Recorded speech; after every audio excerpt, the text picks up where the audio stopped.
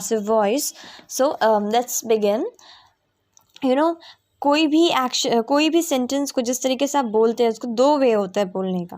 There are two ways of expressing an action. Okay, so let's learn that. For example, Rama writes a letter.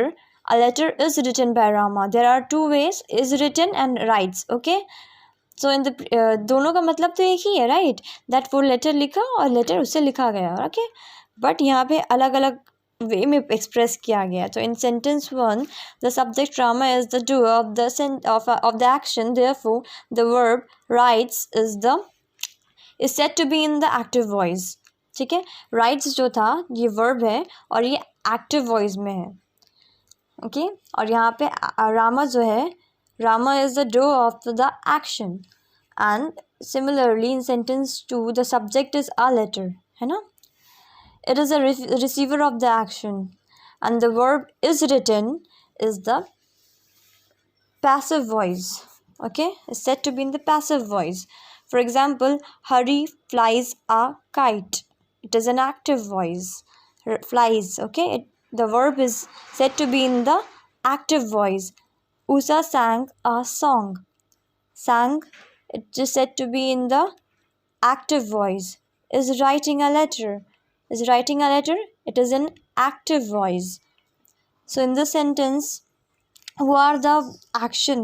Who are the doer of the action? See, Hari, Usha and Renu are the doers of the action, or the subject of the verbs. ठीक है, even they are subjects but they are the doers of action. Okay, fly, sang and is writing respectively. और ये सब क्या हो गया? You know, it is these are verbs. ये verbs कैसा हो गया? ये active voice में हो गया. Okay, a verb is said to be in the passive voice when the subject of the verb is acted upon or received by the action. जब subject होता है ना verb का, या तो वो acted upon होता है या फिर रिसीव बाय द एक्शन होता है. रिसीव बाय द एक्शन, जैसे फर्स्ट एग्जांपल में हमने देखा था आ लेटर जो था ये रिसीवर है एक्शन का. ओके, उसी तरह से अगर उस सेंटेंस में लिखा रहेगा कोई भी वर्ड, सब्जेक्ट जो रहेगा, सब्जेक्ट ऑफ द वर्ब अगर इस तरह से लिखा रहेगा जैसे कि वो रिसीव कर रहा हो एक्शन को, तो वो पैसिव वॉइस हो जाता है. ओके, तो हम लोग बोल सकते हैं the verb is in passive voice. For example, a kite is flown by Hari. A song was sung by Usha. A letter is being written by Renu. In these sentences, the subject, a kite, a song, a letter, receives the action done by the objects Hari, Usha and Renu respectively. मतलब यहाँ पे आप देखो ये जितने भी actions है ना, ये किससे किए, ये किसके ज़रिया हुए हैं? ये हुए हैं हरी, उषा और रेनू के ज़रिया. जैसे कि a kite, this action is done by, is flown, this is action is done by Hari. This is done by Usha. A letter is been written, ये एक्शन जो हुआ है ये किसके ज़रिए हुआ है? It is done by Renu. Okay, so the verb is flown, was sung, is being written, ये सब पैसिव वॉइस में है. Finally, it is the form of the word which decides whether the subject is in the doers or receiver of the action. Let's learn how to change the sentence from active voice to passive voice. अब हम ये जानते हैं कि active voice to passive voice में sentence को change कैसे किया जाता है. So there are a few rules. So let's go through that rules first of all. The subject and object are interchanged. Subject और ऑब्जेक्ट को ही चेंज कर दिया जाता है, अदल बदल दिया जाता है उनकी जगह से. For example, Rohan wrote an email. Rohan email लिखा. Okay, this is in past tense. Okay, active voice क्या होता है? Rohan is the subject and email is the object of the verb wrote. Very simple, we can say that this is subject. Okay, and email क्या हो गया? It is an object. और verb क्या हो गया? Wrote. An email was written by Rohan. अब हम कैसे लिख दिए? An email. देखो आप यहाँ पे देख सकते हैं कि there is an interchange between the subject and the object. So यहाँ पे क्या हो गया? एन ईमेल पहले आ गया, वॉज रिटन बाय रोहन बाद में आ गया, और was written, written is the verb form, you know this is third form of verb by Rohan, passive voice. समझ में आ गया कि ये क्या है? पैसिव वॉइस है. वॉज रिटन थर्ड फॉर्म यहाँ पे आ गया वर्ब का, तो ये पैसिव वॉइस हो गया. Email has become become the subject and Rohan has taken the place of the object. वही चीज़ लिखा है यहाँ पे. क्या हो गया? ईमेल सब्जेक्ट हो गया और रोहन किसका जगह में आ गया? वो ऑब्जेक्ट के जगह में आ गया. Okay. The preposition by is added before the object, और बाई जो था वो ऑब्जेक्ट से पहले एड अप हो गया. For example, Rohan ate food, active voice. Food was written by Rohan, passive voice. That's very simple. एक चीज़ हमेशा याद रखना, जब आप सेंटेंस पढ़ोगे और आपको वर्ब का थर्ड फॉर्म दिखेगा तो अल्टीमेटली वो पैसिव वॉइस हो जाता है. Okay. Rohan ate food, it is an active voice. The food was written by Rohan, it is an passive voice. And the verb is change to the past participles, that is the third form of verb. Now example, Rohan wrote an essay. It is an active voice. An essay was written by Rohan. It is a passive voice. Written is the third form of the verb. Right.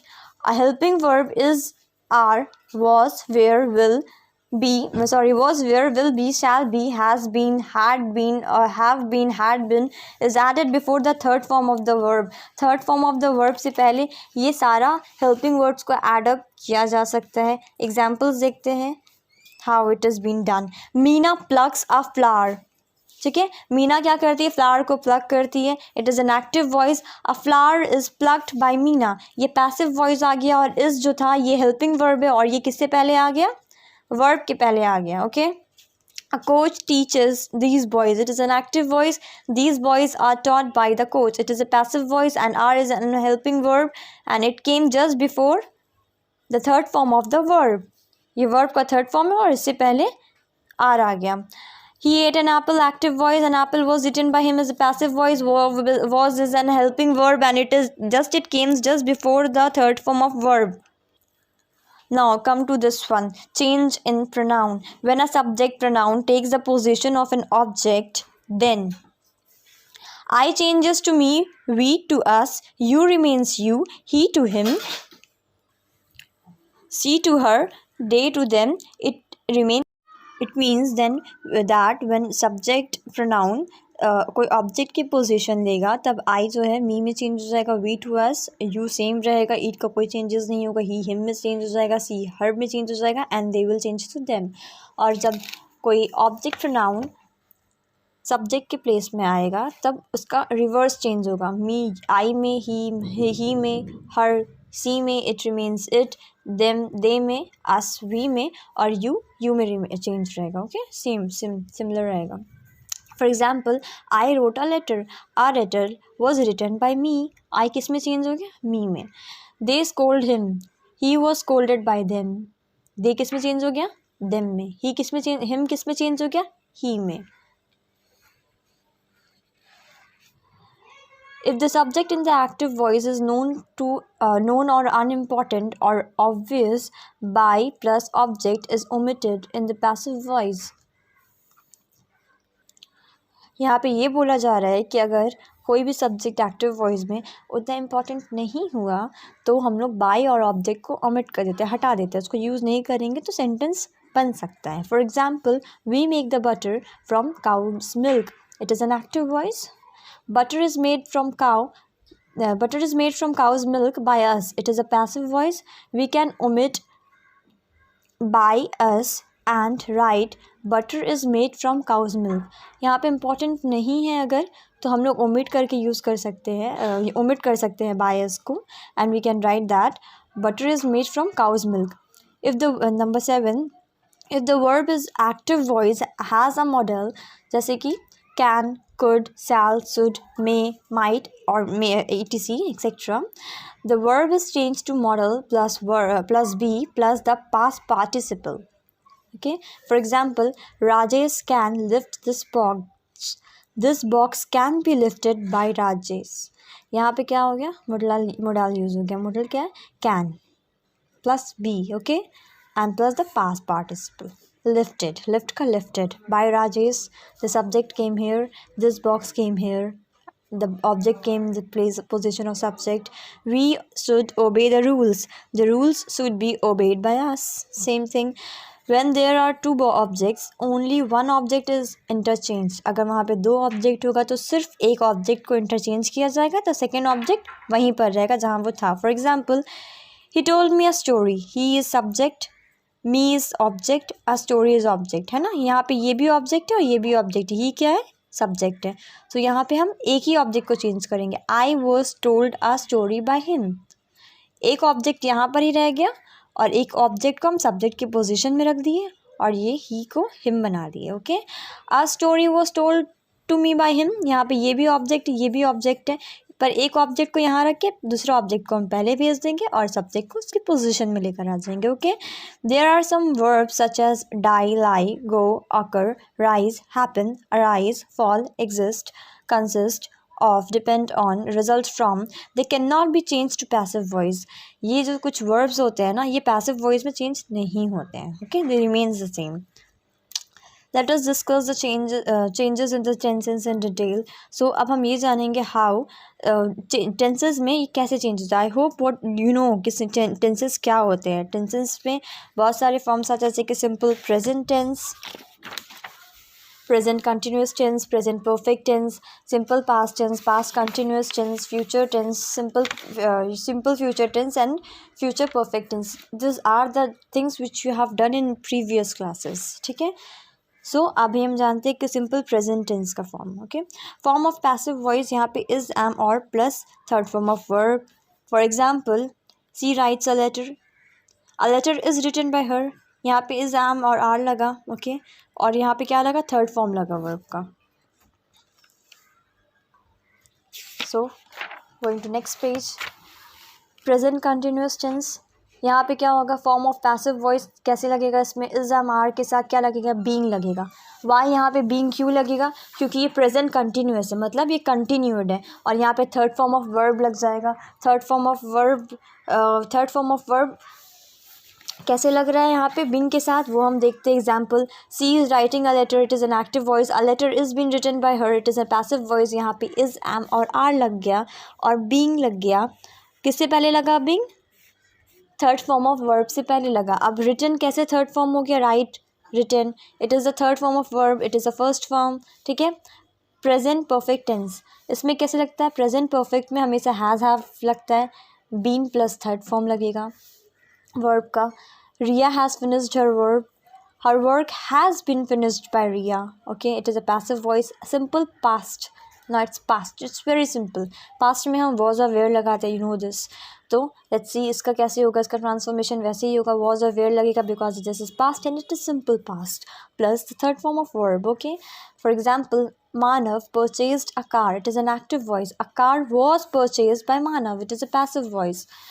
Past continuous, past में ये continued है तो इसमें being लगेगा। जब कोई चीज़ continued होता है, एक चीज़ याद रखना, हमेशा BEING बीइंग लगता है। ओके, और plus third form of verb, Ramesh was eating pizzas were being eaten by Ramesh. यहाँ पे वेयर क्यों लगा, क्योंकि यहाँ पे पिज़्ज़ाज के बारे में बात हुआ, एक नहीं एक से ज़्यादा है।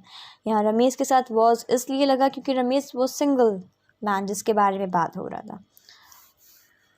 सो eaten by Ramesh. Okay, past perfect tense, now it is perfect tense में what you are going to use, you are just going to use had been।